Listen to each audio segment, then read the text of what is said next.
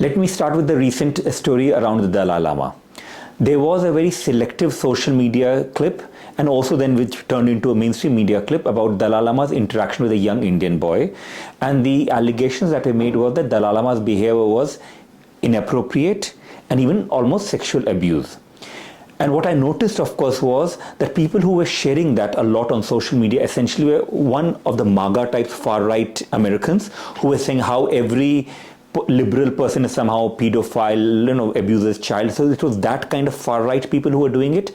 But there were also far-left people doing the same to say, look, this is what we've been saying to you about the Dalai Lama. He's from an old feudal class, etc. So right, both far-left and far-right were doing it.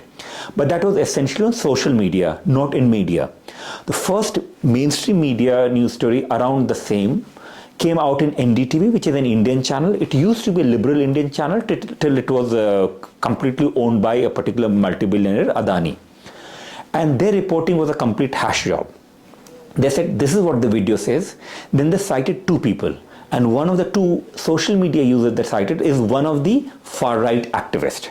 So just imagine, a media story that without asking any Tibetan, without asking any views from Office of Tibet, without interviewing any Tibet expert, not only Tibetan, they made up the story.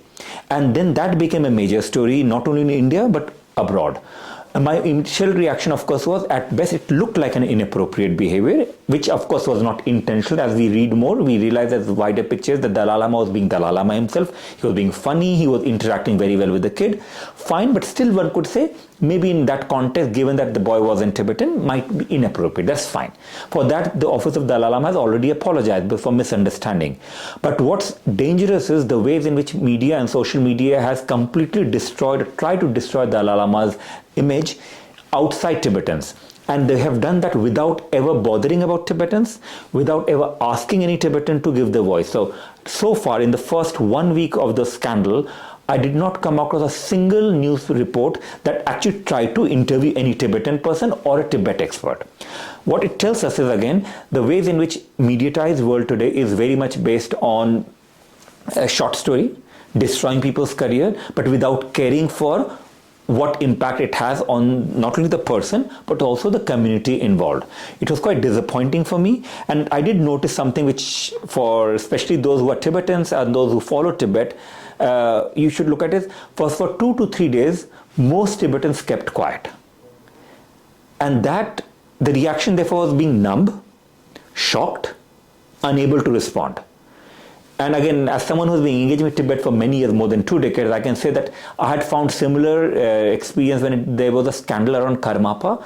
There was a whole story in Indian media, completely wrong story by the way, on Karmapa being a possible Chinese spy, this 2011. The same time, I remember 2 or 3 days, no Tibetan wrote anything on social media. They didn't say anything. All some of them wrote was pray. I'm sorry, and if you're Tibetan, I hope you don't mind, but praying is okay. But when you're dealing with a very difficult contest, an asymmetrical contest between China, which is very powerful, and your own thing, and you're looking at, let's say, world opinion, people need to be more proactive in responding more quickly. Now, rather than look at who's behind the video, because some people are arguing that essentially it's the Chinese government, it's Chinese, paid trolls. We shouldn't be surprised that Chinese government and those who approach China would, of course, use and misuse the video. But in terms of mainstream media, the first channel to report it was NDTV, which is an Indian channel, as I've said. And that channel is not paid by Chinese government in any case. So while it's easy for us to look at Chinese hand behind all of this, we also need to pay attention to the ways in which the culture war in US context between the right wing and the left wing, that played some role on social media, but also the ways in which Indian media was being highly irresponsible. The debates that were taking place were all about child without ever bothering to find out. Now, again, child abuse is a very serious matter, and I've been very open about it. I myself am a victim of child sexual abuse when I was a kid. So I'm not someone who's not sensitive to these things. Couple of things. One, generally, these kinds of abuses will not take place in public. That's number one. Number two, even if some behavior is inappropriate, and understand that some behavior might be inappropriate in different cultural contexts, one needn't agree with it, but you need to at least ask and find out what is the cultural context. Third, you could still say the behavior was not appropriate, but to use say that behavior was not appropriate and then jump into the conclusion about the character of the person, in case of Dalai Lama, without care for his reputation, without care for Tibetan culture, is completely unacceptable. In that, I would still say that the main responsibility, Chinese government will do what it wants to do. The main responsibility lies with social media users, which frankly we can't control much. But my main disappointment is with mainstream media, starting with the Indian media that had access to so many Tibetans in India. They live exiles in India. They didn't bother to interview them. And by the way, since then also, there's not a single correction or there's not a single corrective in the news story. So I'm very much interested in going back to NDTV and other channels that covered it to say, okay, now that you know the fuller story, the fuller video, do you want to rethink your story, or do you want to give more coverage to what Tibetans and Tibet experts are saying? I wish that's done, and I hope that will be done in India. The first time I met His Holiness the Dalai Lama was, I think, 2011. Yeah, 2011. That was in Dharamshala.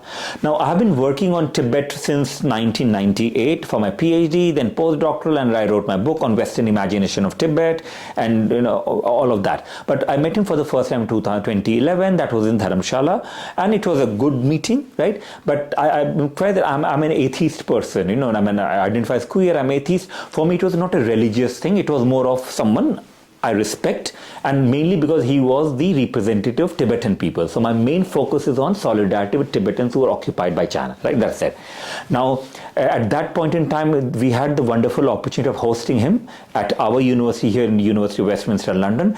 That was an amazing moment. All I would say to you is the day I announced that he's visiting and there are tickets, all the 500 or whatever tickets are gone within 2 hours. Right? It was packed, and I met him there. I spoke to him, and again, I did not ask him about compassion. I did not ask him about things that he usually talks about when he's with Indians or Westerners. I talked to him about the value of democracy, very clearly about democracy, values, human rights. We had a very frank conversation. It wasn't one where I'm a fan of Dalai Lama and asking him, but something I did notice was that how frank he was, and how innocent is the wrong word, but how refreshingly innocent he was.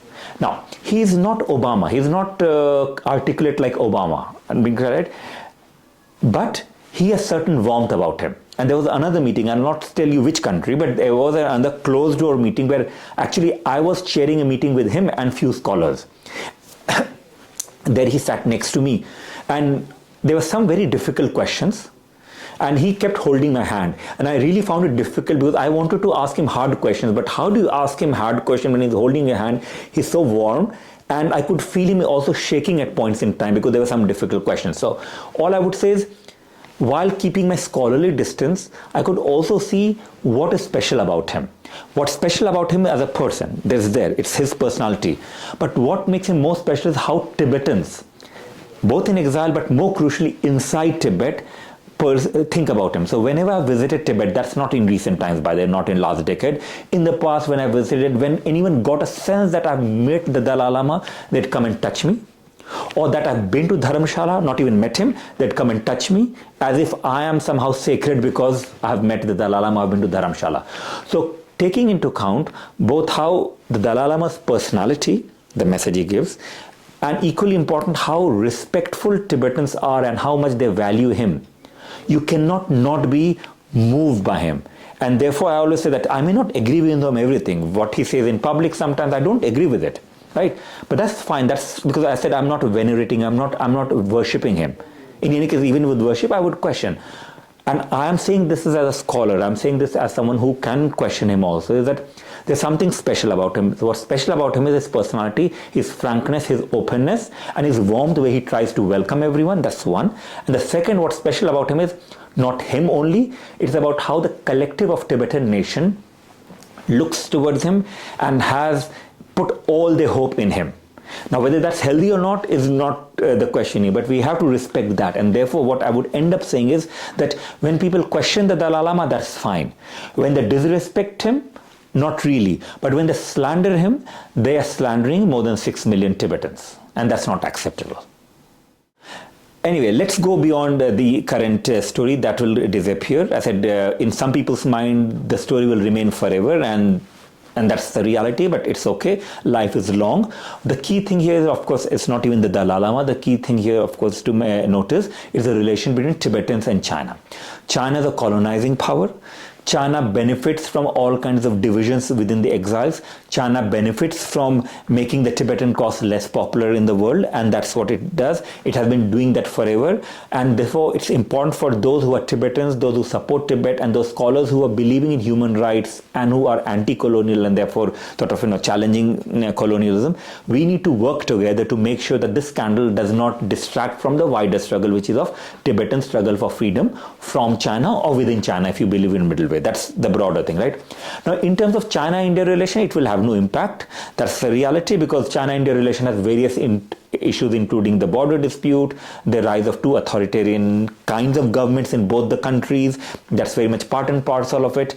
But it's quite important. And one message is very important is Tibetans often take for granted that India is their home, temporary home. They take for granted. I recall in the past when I would give a talk that India is home, but you can't take it for granted. India can change the policy at any point in time, and Tibetan position in India is quite vulnerable, precarious. And many Tibetans would not believe me, or if they believe me, but they would not say anything. And many Indians would say that's not possible, we are a democracy. Now, if you look at the Karmapa scandal years ago, and now when you look at what happened with the Dalai Lama, think of how many Indians, now I'm not talking of I'm not talking the Himalayan Buddhists, I'm not talking the Tibetan exiles. How many Indians who are not Buddhists and not Himalayan actually came out and criticized the media and spoke in solidarity with the Dalai Lama? Very few. And that is the danger. So the danger is that Tibetan position in India remains very vulnerable, and the reason for that is compared to some Western countries, the Tibetan exiles will get rights because they are refugee and we have signed up to Geneva Convention, so refugees have rights. India is not a signatory to Geneva Convention, therefore Tibetan refugees have no rights in India. That's the harsh reality. So one message I'll give to particularly my Tibetan friends and those who are Himalayan Buddhists and other friends who sort of support the Tibet movement broadly speaking is, please do not take for granted any solidarity that you might receive from different countries. Be self-reliant and be very vigilant. So when we live in an era of mediatization and social mediatization, let's react quickly. One final thing, just notice, when that video clip came out, there was news for a couple of days, then His Holiness's office gave certain clarification, it led to more criticism. It took almost 4 to 5 days for Voice of Tibet and other Tibetan channels to actually release fuller video, including the interview with the mother and son. Why could they not do it sooner? If people like me who can see the video clip coming out on Saturday, by Monday, I think his office came to a clarification, or maybe Friday and Saturday, basically 2 days later. Why did Tibetan media house not be more proactive in putting forward different news items more quickly? And that is a message I will say, please do not take for granted solidarity you get anywhere, and be vigilant and stand up for yourself. Thank you.